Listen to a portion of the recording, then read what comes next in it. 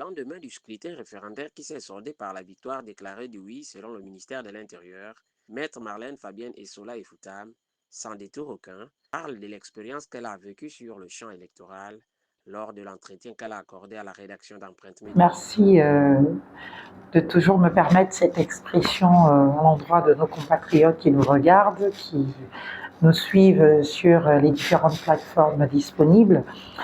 Alors, si je devais résumer cette période de campagne référendaire, 10 jours, c'est pas beaucoup, eh bien, je peux dire beaucoup de pression, beaucoup de passion, beaucoup de tension.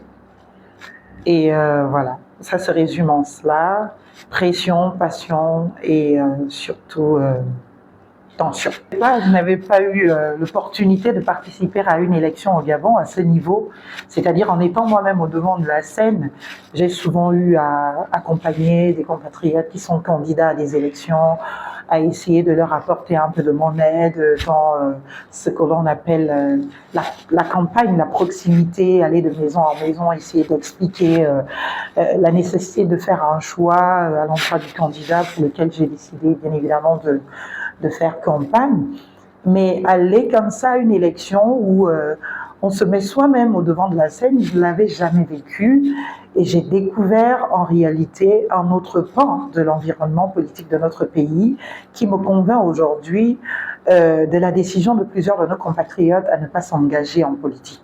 Parce que je ne comprenais pas. Je discute souvent avec des Gabonais, des fonctionnaires pour certains, des hauts cadres, des intellectuels, des jeunes. Et avec les idées que nous avons en partage, les convictions que nous avons en partage, je m'étonne souvent de ne pas les découvrir vraiment engagés en politique. Et quand j'essaye de les amener sur le sujet, ils reviennent à me dire non, mais écoutez, Madame Essola, on ne peut pas s'engager, c'est très compliqué au Gabon, la politique, tu ne connais pas, c'est pas comme tu penses. Donc, les gens ont vraiment des réserves. Et moi, je pensais que c'était des peurs qui n'étaient fondées sur rien, en fait. Alors qu'en réalité, c'est des peurs fondées sur beaucoup de criminalité, un environnement absolument criminogène. Et je l'ai vécu. La politique au Gabon, c'est pas la politique en France. N'importe quel Gabonais peut faire la politique en France et même réussir. Mais les Français ne peuvent pas faire de politique au Gabon. Je pense que même Emmanuel Macron viendrait faire la politique au Gabon qu'il échouerait en un coup. En fait, il ne va même pas tenir la campagne. Il ne pourra pas tenir parce que c'est beaucoup trop complexe, c'est beaucoup trop compliqué. Et je pense que lui-même, il en est conscient parce que, si vous vous souvenez, l'année dernière, il avait tenu une expression publique au Cameroun, à Yaoundé, où il disait justement que son exemple à lui, c'est possible en France, mais c'est pas possible en Afrique. Parce qu'en Afrique, il y a trop de lourdeur, il y a beaucoup de mysticisme dans cela, la criminalité organisée dans la politique, des boycotts partout, la peur et la peur. Parce que je reste quand même convaincue quelque part que ça ne vient pas des autorités, cette peur. Le système a toujours fonctionné comme cela et on n'a pas vraiment amené les Gabonais à comprendre c'est quoi l'engagement politique. Ça a toujours été une histoire de je peux faire d'un chien un homme et d'un homme un chien.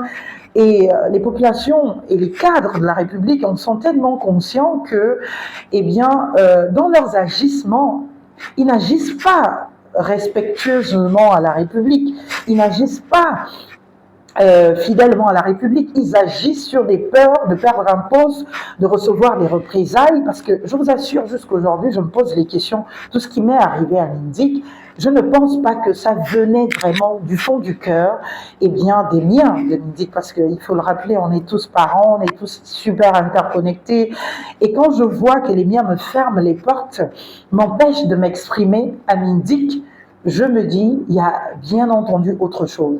Et cette autre chose-là, c'est cette peur des représailles, cette peur des règlements de compte. Et c'est la preuve que le système n'a pas changé et qu'il est même devenu pire, parce que hier encore, il y avait quand même une expression des opposants. On ne refusait pas un espace public à un opposant. En tout cas, hier, nous voyions des opposants s'exprimer librement, bien évidemment, dans les espaces publics. Mais aujourd'hui, il y a un climat de peur qui fait que tout le monde est tétanisé à l'idée de permettre une expression contradictoire. Et ça m'a vraiment marqué et m'a mené à me rendre compte de pourquoi beaucoup de nos compatriotes ne veulent pas s'engager en politique. Parce que la politique au Gabon, je vous assure, elle est criminelle.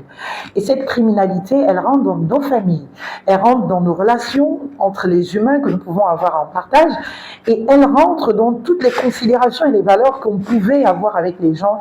Et je vous assure que c'est d'une gravité qui peut légitimement amener les personnes qui décident de s'engager à rebrousser chemin, à abandonner totalement le combat.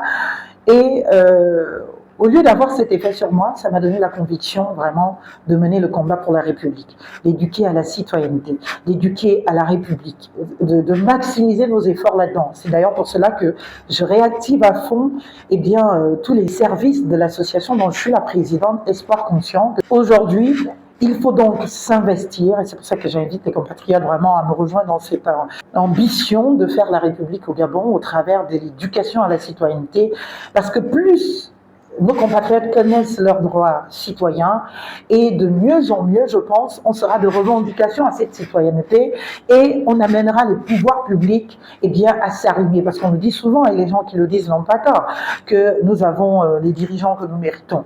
Si tout le monde est emparé de peur, et n'a pas la possibilité de s'affirmer dans sa citoyenneté, dans ses convictions, les pouvoirs publics, ça les arrange pour certains. Et donc, ils ne pourront pas être de contradiction à cela. Alors que si on commence à être comme moi, 2, 3, 4, 5, 10 personnes, peu importe les projets occultes et obscurs de ces pouvoirs publics, ils vont à un moment donné arriver à entendre raison et se dire non, nous sommes un pays indivisible dont la vocation est d'être indivisible et où on ne peut pas condamner l'inexpression plusieurs de nos compatriotes parce que nous serions de contradiction. Donc moi je pense qu'il y a grand besoin vraiment d'être dans cette pédagogie à la République, cette pédagogie à la citoyenneté et de nous amener à voir assainir l'environnement politique pour que des personnes qui portent des valeurs, qui portent des convictions et qui n'ont pas besoin de se retrouver sur des rings s'engagent enfin en politique pour le bien du Gabon. Aujourd'hui, l'environnement est tellement criminogène que beaucoup de nos valeureux compatriotes préfèrent se terrer dans le silence parce qu'ils n'ont pas envie de venir rentrer dans ces guerres fratricides qui vont briser les familles, qui vont briser les amitiés, qui vont briser les relations professionnelles, qui vont condamner à l'ineffectivité du principe de carrière, même pour certains fonctionnaires au Gabon. On ne respecte pas le principe de carrière. Beaucoup, pour avoir osé avoir une opinion contradictoire de celle qui est imposée par le pouvoir ou les pouvoirs publics, se sont retrouvés empêchés dans leur évolution professionnelle, dans leur évolution de carrière. Beaucoup ont été condamnés dans ce pays, bien évidemment, à de l'illettrisme, à l'impossibilité absolue de s'épanouir parce que, on va vous condamner, vous connaissez l'expression au Gabon, à des affectations disciplinaires. Vous êtes magistrat, vous êtes, un éminent professeur agrégé d'université, on va vous envoyer dans une affectation où vous allez être en désœuvrement total. Tout cela n'est pas de contribution à faire éclore le débat d'idées et à mener ces idées à se matérialiser en actes qui permettent à notre compatriote d'accéder à la dignité humaine. Donc, vous dire que la réalité racontée par plusieurs de nos compatriotes de ce qu'est la réalité de l'environnement gabonais, je l'ai vécu et j'ai trouvé ça très grave. J'ai explosé, parfois de colère, de me rendre compte de ce que c'était déshumanisant. Et c'est pour cela que je comprends plusieurs de nos parents qui pensaient que les acteurs politiques ne sont plus humains. Et je comprends cet adage bien gabonais qui dit que pour faire de la politique au Gabon, il faut être capable de tuer son enfant, de tuer son père, de tuer sa mère. Je l'ai vécu parce qu'il y a des regards que j'ai croisés des personnes qui m'étaient d'une bienveillance absolue, avec lesquelles j'avais en partage ce respect, cette bienveillance, cet amour parfois, et les retrouver dans ces regards absolument criminels, je me suis dit, dis donc, c'est pas un jeu. Et je pense que notre responsabilité est de désamorcer un peu tout cela, de ramener un peu de sérénité dans le débat public. Je dois être ce week-end à Minzik pour un meeting. J'ai demandé un espace public qui m'a été refusé. Et quand vous comprenez bien, il n'y a pas de raison, il n'y a pas de motivation, c'est parce que tout simplement, c'est des peurs qui sont partagées par des autorités départementales, des autorités locales, des peurs des représailles. Moi, j'ai envie de dire à nos compatriotes, il faut à un moment donné ne plus avoir peur. Il faut à un moment donné arrêter d'avoir peur. Je sais que c'est réel. Mais ça ne rend pas service aux autorités même de la transition qui sont venues avec un discours de ronde, avec ces vieilles pratiques qui ont condamné notre pays au sous-sol de sa valeur. Et je me dis aujourd'hui, le fait que tout le monde paraisse dans cette attitude de terreur confirme tout ce qu'ils disent, que les autorités sont venues faire pire que ce que, bien évidemment, elles ont trouvé. Et je ne pense pas que ce soit de contribution à l'image qu'ils ont envie que le peuple gabonais ait d'eux. Mais c'est la triste réalité. Regardez la campagne du Nord. Le Nord n'avait pas droit à l'espace public, que ce soit à Minzik et d'ailleurs partout au Gabon. Montrez-moi une seule tribune officielle où il y a eu un meeting du Nord. Alors qu'on dit tribune officielle, donc c'est pour tous les Gabonais, c'est pour tout le monde, c'est la chose publique, la chose commune à tous les Gabonais. Et surtout que le code même électoral que les autorités de la transition ont fait unilatéralement, eh bien, prévoit justement de l'égal accès de l'espace public de toutes les sensibilités en période électorale et même en période référendaire. Mais malheureusement, le pratico-pratique, c'est que eux-mêmes déjà, dans cette période de transition, nous prouvent de ceux qui ne respectent pas les textes qu'ils s'assurent de prendre dans leur intérêt. Et comment demain on peut penser que quoi que ce soit de nature intangible? Rien n'est finalement intangible. Nous sommes dans la même configuration du non-respect des textes, du non-respect des règles de la République, et nous sommes en train, malheureusement, de faire la promotion d'un défaut de vivre ensemble. Parce que pour qu'il y ait vivre ensemble, il faut qu'il y ait le respect des règles, des normes, l'équité, et surtout l'égalité de tous devant la loi, l'égalité de tous devant, bien évidemment, les droits auxquels nous pourrions éventuellement aspirer. Donc, je pense qu'il faut réparer ce pays. Et on ne va pas attendre quelqu'un dehors pour venir le faire. C'est notre temps, c'est notre responsabilité. J'espère que les Gabonais, et bien évidemment, s'engageront de plus en plus pour la République. En toute honnêteté, les Gabonais étaient totalement désintéressés de cette élection. Le premier désintérêt vient du fait qu'aujourd'hui, 14 mois après le coup d'État, les Gabonais ne croient plus à la promesse faite par le président de la transition. Les Gabonais sont convaincus que nous sommes dans la continuité de ce qui justement a justifié ce coup d'État. Et si on est dans la continuité, c'est qu'il y a possibilité d'un autre coup d'État. Parce que si on convient que c'est par les coups d'État qu'on veut arrêter l'hémorragie du dysfonctionnement d'une république, ça veut dire que là, les Gabonais sont dans la peur de se réveiller un matin sous les coups d'un autre coup d'État. Moi, j'espère vraiment que nous ne vivrons pas cela. Parce que moi, je ne fais pas la promotion des coups d'État. Je condamne les coups d'État, je les déteste. Et même contre celui qui a fait un coup d'État, je ne peux pas souhaiter qu'il subisse un coup d'État. Là, on n'est pas dans la justice. C'est cela le problème au Gabon. C'est cela le problème avec nos compatriotes, c'est que on pense que la justice c'est la vengeance. La justice n'est pas l'assouvissement d'un sentiment de vengeance.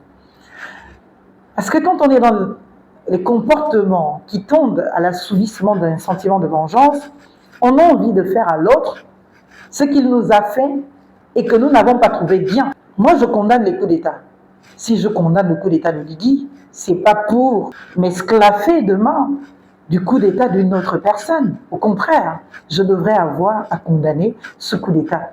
Peut-être même avec plus de vigueur. Parce que rien ne justifie le crime. Le mobile ne disculpe pas le crime. Nous, les pénalistes, nous disons le mobile ne compte pas en matière de crime et de délit. Donc, à partir de cet instant, on ne va pas dire j'ai tué parce que... Non. Parce que même quand on établit les circonstances atténuantes, ou quand on établit les causes d'atténuation, on n'est pas dans la négation du crime commis. On le reconnaît, on l'établit, mais c'est dans la peine prononcée ou l'exécution de la peine qu'on peut, bien évidemment, faire établir des aménagements. Mais on ne nie pas le crime, on ne dit pas qu'il n'existe pas. Même en situation de légitime défense. Et même dans cette légitime défense, c'est pour cela qu'elle a des critères. Il y a l'imprévisibilité qu'il faut absolument respecter. La proportionnalité qu'il faut respecter. Quelqu'un te gifle, tu ne vas pas prendre le couteau, l'enfoncer pour dire tu es en légitime défense. Elle ne sera pas retenue. Donc, j'ai envie de dire, pour ne citer que ces deux exemples, il ne faut pas rentrer dans la vengeance. C'est pour cela qu'il aurait fallu, si on voulait vraiment réparer la société gabonaise, la mémoire collective gabonaise, il ne fallait pas aller vite en besogne, en faisant comme si tout allait bien, en ne nous permettant pas de nous asseoir. Ceux qu'on estime qu'ils ont fait du mal, les mettre d'un côté, et ceux qui ont été des victimes, les mettre d'un autre côté. Et puis, mettre tout à plat, chacun ouvrir son cœur, dire tout ce qu'il a à dire, mais sortir de là avec la promesse de ne plus jamais correspondre à ce que nous avons connu hier, tant pour les bourreaux et même prenant l'engagement pour les victimes de ne plus accepter d'être victime. C'est pour ça que moi je ne me considère pas victime, je ne suis la victime de personne. Quand je suis allée à Mindik récemment pour cette période référendaire, ce n'était pas pour m'engager en politique. Au-delà de mon affinité avec Alain-Claude Billy-Visé, ancien Premier ministre de la République, au-delà de mes discussions avec lui, je n'étais pas en phase d'un engagement politique. Je me disais, je continue de faire cette promotion de la République et des valeurs. Plus nombreux nous serons, bien évidemment, dans cette conscience de ce qu'est la République, ses valeurs, ses principes, mieux nous pourrons mettre en place un engagement politique qui soit sur des bases solides et non pas sur, parce que j'aime bien Marlène, je vais aller m'engager à côté. Parce que Marlène est avec Billy-Visé, Billy-Visé il peut rebondir à tout moment, soit devenir Premier ministre après la transition, soit surtout, et c'est ce qui est envisageable, président de la République. Il vaut mieux être de son côté, parce qu'il peut le devenir demain. Tout comme moi-même, je peux devenir Premier ministre ou je peux devenir président de la République. Tout est possible en politique.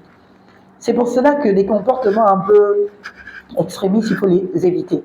Parce que ce sont ces comportements extrémistes qui ont amené l'instauration au Gabon de la République des coups bas, des règlements de compte.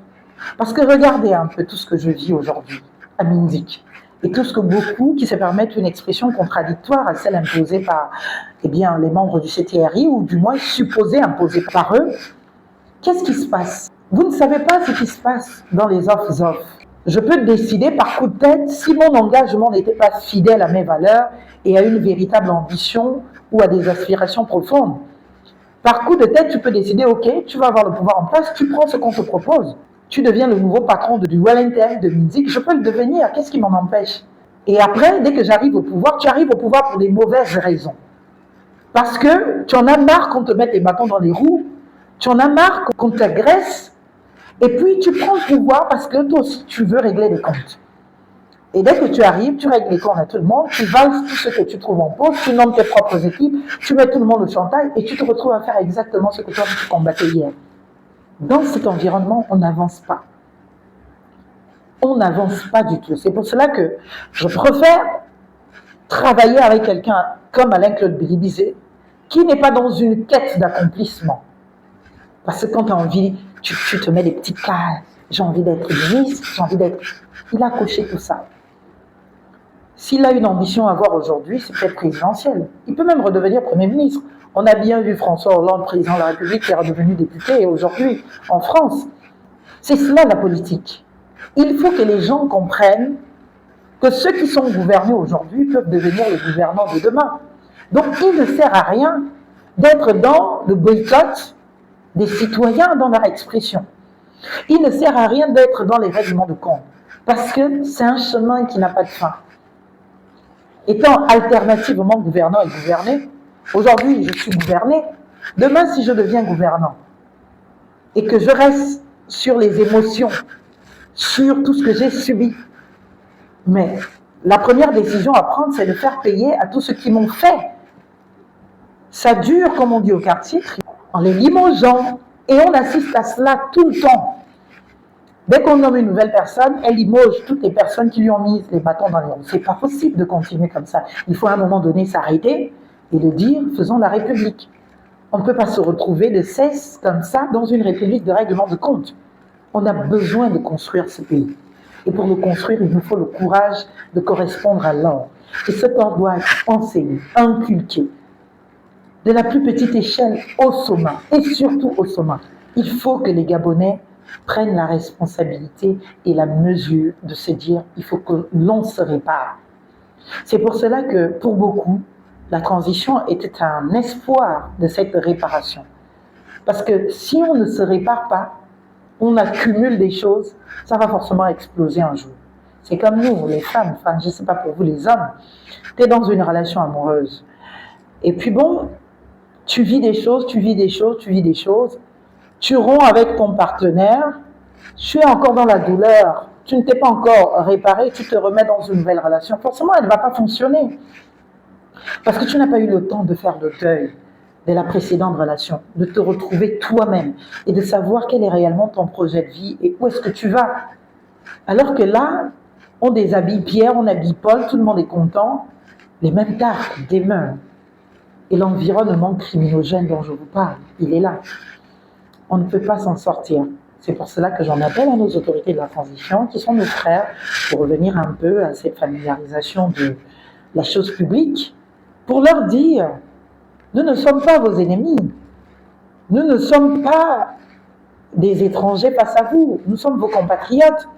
Le bateau est en train de couler. Donc, à un moment donné, nous devons essayer de nous recalmer, d'avoir le courage d'affronter la vérité et d'établir les bases saines de la construction de notre pays. Il faut impérativement que nous ayons le courage de refonder la République gabonaise. Ce n'est pas avec du make-up. On a connu la politique de la cosmétisation de la vie publique, de l'État, des problèmes sérieux dans ce pays. Il ne faut pas que nous retombions là-dedans. Moi, je fais mon make-up, vous ne connaissez pas si j'ai des boutons, si j'ai des taches sur le visage, tout paraît clean. Mais la personne qui voit la réalité de ma vie, c'est d'abord moi-même, c'est aussi mon compagnon. Et donc, bien évidemment, s'il est amoureux que du visage absolument mécopé, lissé et tout, dès que j'enlève ce make-up, je ne dors pas avec, eh bien, il serait face à l'horreur qui le ferait fuir tout de suite. Et c'est ça dans notre pays. Toutes les fois qu'on a conscience de la cosmétisation de tout ce qu'on essaie de nous vendre, au travers les oye soutiens à gauche à droite, eh bien on se retrouve encore en situation, malheureusement, de faire face à la réalité de la situation de notre pays. Et c'est pas réjouissant. Et ce n'est pas de nature à nous rassurer pour le lendemain meilleur. Donc il faut changer. Il faut apprendre la République et de nous établir dans cette République. Cette constitution ne tiendra pas. Mais je me réserve le droit de cette expression parce que, comme vous le savez, pendant cette campagne référendaire, j'ai travaillé avec Ensemble pour le Gabon. Ensemble pour le Gabon a fait une communication officielle que je partage totalement. La suite, vous serez au courant. Mais ce qui est sûr et certain, cette constitution ne sera pas validée. Je peux vous le dire. Ça peut être aujourd'hui, ça peut être demain, ça peut être dans 2 ans, dans 10 ans, j'en sais rien. Mais on va revenir à des fondamentaux utiles pour que la République soit. Et nous allons utiliser, et c'est le discours d'Ensemble pour le Gabon, les voies de droit, les moyens de droit, pour que, bien évidemment, la République recouvre un peu de toute sa vitalité, de sa vigueur, de son honneur, de sa dignité, au travers, naturellement, de la consécration dans une constitution de ces véritables principes qui ne se contredisent pas au gré des articles, des critères et de ses valeurs. Voilà le combat qui est le nôtre aujourd'hui. Et tout ce que l'on fait compte dans la vie. Les militaires ont fait ce qu'ils ont pu. Malheureusement, ils nous ont démontré qu'ils ne seront pas à la hauteur de gouverner le pays. Il faut qu'ils comprennent que c'est la chose publique et la chose commune. Et quand on parle de république, ce n'est pas la propriété d'un individu. Je l'ai dit, la démocratie, c'est justement cela. Les mêmes êtres humains sont alternativement gouvernants et gouvernés. Ils ont eu leur temps de gouvernance, ça n'a pas matché, ça n'a pas fonctionné. Ils découvrent que les choses ne sont pas aussi faciles qu'ils les pensaient. Et ils se retrouvent à reproduire exactement les mêmes comportements pour lesquels ils ont fait le coup d'État. Ce qui peut donc donner légitimité à d'autres militaires de penser à faire à leur tour un autre coup d'État, parce que les mêmes causes produisant exactement les mêmes effets. Et inextricablement, il faut que, naturellement, nous fassions le lien de ces rapports de cause à effet. Elle a appelé à taire les animosités pour une véritable refondation de la République.